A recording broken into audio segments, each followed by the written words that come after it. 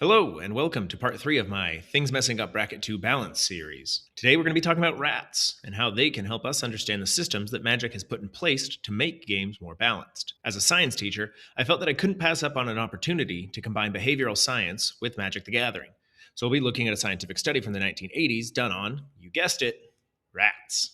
So, back in the 1980s, this scientist named Panscrep performed a study on behavioral patterns in rats. He was making observations to learn about their social patterns and play behavior. He found that one way rats would play with each other was through wrestling. When they would wrestle, the bigger of the two rats would win only about 70% of the time. The other 30% of the time, the big rat would lose to the seemingly weaker opponent. Why doesn't the big rat win every time? It should win every time. The main theory put forward is that if the big rat wins every wrestling match, the little rat will no longer want to play with it. That makes sense. Who wants to play a game they always lose? Scientists have actually observed rats refusing to engage in wrestling after losing too many matches in a row. It seems that the big rats will let themselves lose about 30% of the time to encourage the little rat to keep playing. It is important to note that this explanation of the behavior is just a theory. It hasn't actually been proven. The study only observed the big rats losing 30% of the time to the other rats that they had previously beat. Actually proving that they are throwing on purpose is much more difficult. The lose to encourage more play idea is just theoretical. But even if it isn't proved, I do think it's a good theory, and it helps us understand why wizards, and game designers in general, have some of the systems built into their games that they do. All players need a chance to win if they're going to keep playing. If players just constantly lose, they stop playing. Game designers have to put in systems that make the big rat lose sometimes in order to keep less skilled players engaged. If the game relied 100% on skill, then the little rat would never win and would eventually quit. So how do game designers solve this problem? One way is by adding some aspect of random chance. In Magic, this is done by only giving players access to some of their tools at a time. Players start with 7 of their 100 cards, and then draw 1 new card per turn. Imagine how different the game would be if you could use any of your 100 cards at any point. Since you can't, the worst player could just have lucky draws and beat the better player every now and then. Players don't have to worry about getting skill gapped all the time because random chance also has some impact on who wins the game. By making sure players don't always have access to the best cards, Magic has built in this system to make sure that the little rat wins. How often the winner of the game is decided by skill or variance can differ a lot from game to game. Different types of games rely differently on luck or skill, and will therefore attract different kinds of players. Magic, however, has additional systems and formats that allow the single game to exist in many different places on the luck and skill spectrum. In Commander, that's the entire purpose of the bracket system. In lower brackets, games are decided more by luck, and in higher brackets, games are decided more by skill. There are also other formats like Standard, Limited, Draft, and Sealed. These also provide differing amounts of variance and skill. This is one of the reasons that Magic has so many players. The play style is highly customizable to the preference of the player. Players all along the spectrum have a place in Magic where they can play, rather than needing to find an entirely different game. One issue, however, is that two players who both say that they like Magic might be talking about entirely different things. Are they a CEDH player, or do they like the wackiness found down in Bracket 2? Some players don't want variance to have anything to do with deciding who wins. Other players don't really care about winning. They just enjoy the novelty of variance. Brackets are how wizards make sure that players have an easier time finding the type of game that they will have the most fun playing in. The bracket system really is just a spectrum of variance and skill. It's really straightforward and does a good job of providing a way for players to find similarly minded competitors. Each bracket is essentially its own subversion of Magic the Gathering. Brackets 4 and 5 are the high skill versions. Brackets 2 and 3 are the high variance versions. But what about Bracket 1? The more I've been thinking about it, the more I think Bracket 1 exists pretty much in name only. I don't think there's really such a thing as Bracket 1 games. Let me explain. A game is defined as a form of play or sport, especially a competitive one, played according to rules and decided by skill, strength, or luck. So from this, we get a checklist of what a game needs to have in order to actually be considered a game. First is competition. There must be something to defeat. This could be your opponent, your previous self, or the game itself. But a game needs something to be overcome. Second is rules. The rules of games separate it from other games, and they provide meaning and context, which is going to help people interpret the accomplishment of winning. Without rules, the accomplishment is meaningless. Third, a game needs a winner. You can think of a game like a story, and a player winning the game is the ending. A winner provides closure and an endpoint for the game. A game with no winner is a story with no ending. It would feel unsatisfying. Bracket 1 in gameplay form doesn't really meet any of these requirements. Bracket 1 says gameplay should be an opportunity to show off creation. In a game of Magic, the other players are the obstacle to overcome.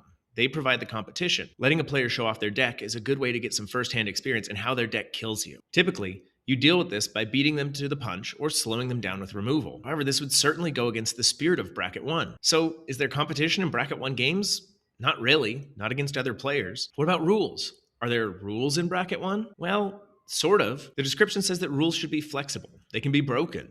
Rules are secondary.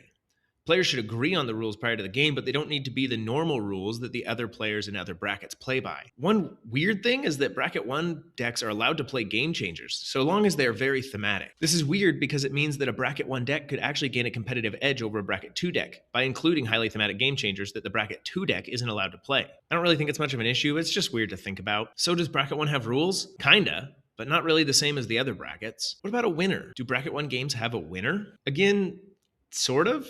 Having a winner definitely isn't the point of Bracket 1 games. That's pretty clear from the description. Prioritize theme over power.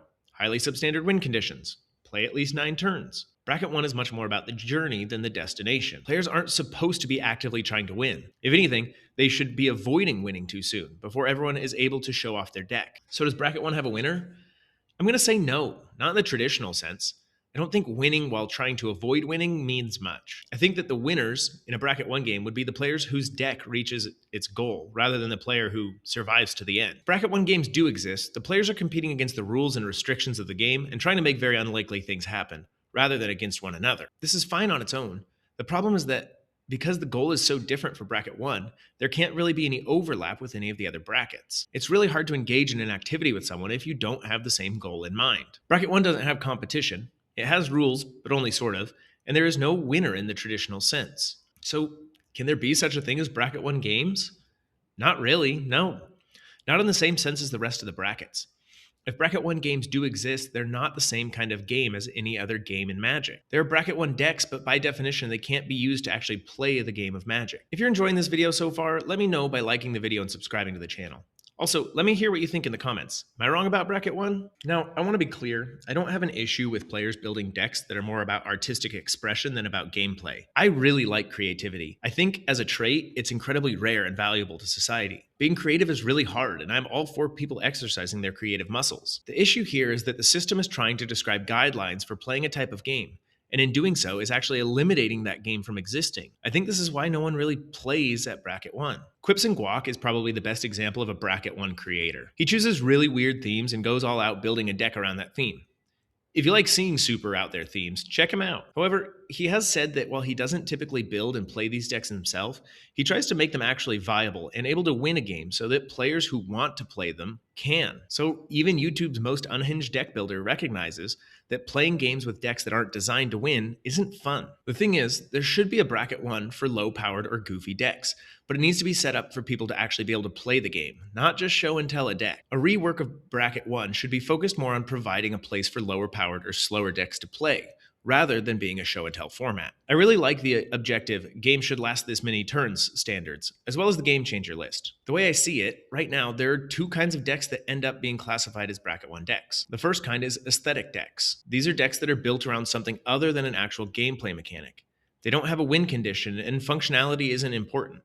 The point of these decks isn't to win, but to show off a theme that's unrelated to gameplay, like people facing left or cards that write a poem. The second group is the low-powered mechanic group. These decks have a theme that's still centered around actual gameplay mechanics of some sort. The deck might involve setting up a weird combo that requires lots of pieces, or just playing mechanics that aren't very powerful or supported. These 2 groups wind up in the same bracket, but for different reasons. This is a problem because the goals of the decks are actually very different, which would make playing with one another not very fun. Playing with others requires agreeing on some sort of common goal, and then working towards it together. These 2 players in the same brackets have different goals, so there'd be conflict if they play against each other. Here's the thing though, this conflict isn't actually happening. At least, I can't find anyone talking about it. Why not?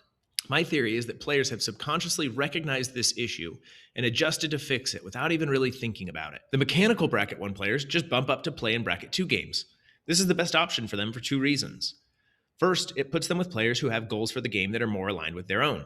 They can actually play to win. Second, they get to avoid coming off as a sweaty player who's punching down into a bracket reserved for decks that are artistic. I don't know this for a fact, so correct me in the comments if you think I'm wrong, but I don't think the aesthetic players are actually playing games of Magic, unless they feel like their deck can actually function well enough to play, in which case they also just scoot up to Bracket 2 to avoid pub stomping. There are 2 issues with this, however. First, this leaves Bracket 1 games empty, void, and non-existent. There's an entire bracket that's going unused. The second issue is that the migrating Bracket 1 decks will lower the expected power floor of the Bracket 2 games. Because Bracket 2 is already so heavy on variance, the difference between the power ceiling and power floor is really big. Blowouts are already a problem at Bracket 2 because decks can vary so much in their gameplay. Some games, the decks could be incredible, and some games, the decks can be terrible. The potential for blowouts becomes worse when players bring in even weaker decks, whose best games are about as fast as mini decks' worst games. The stigma around Bracket 1 currently makes it unavailable to anyone who actually wants to play the game. Right now, with two groups of players in Bracket 2, the bracket can feel pretty unbalanced. Reworking the bracket system, especially Bracket 1, to focus only on the objective standards would be the way to fix this. Just giving players an objective metric of how long they could expect the game to last, without including all that other stuff that muddies the water, is simpler and makes it easier to understand what a Bracket 1 deck actually is.